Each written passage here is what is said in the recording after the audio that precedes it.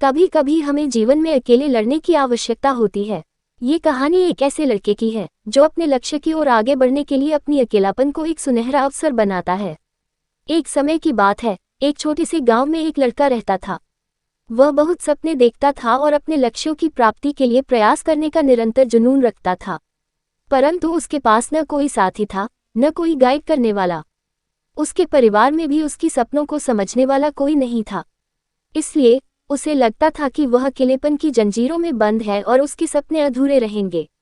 फिर भी उसने निरंतर मेहनत की और अपनी आत्मविश्वास की आवाज को बुलंद किया। उसकी इच्छाशक्ति और संघर्ष ने उसे सही दिशा में आगे बढ़ाने की शक्ति दी। एक दिन उसे अपने गांव के बाहर एक पुस्तकालय का पता चला।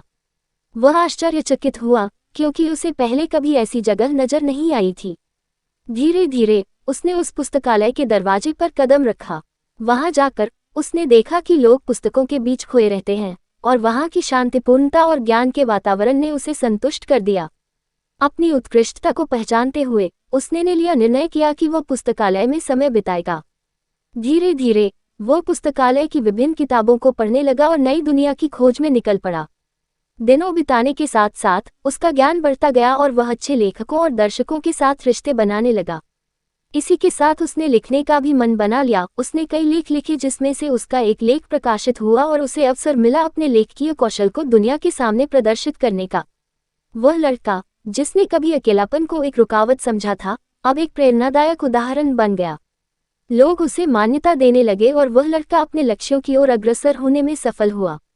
इस कहानी से हमें ये सीख मिलती है कि अकेलापन को एक सुनहरा अवसर बनाने के लिए हमें संघर्ष करना चाहिए। हमारी संयमितता, समर्पण और मेहनत हमें अपने लक्ष्यों की प्राप्ति की ओर आगे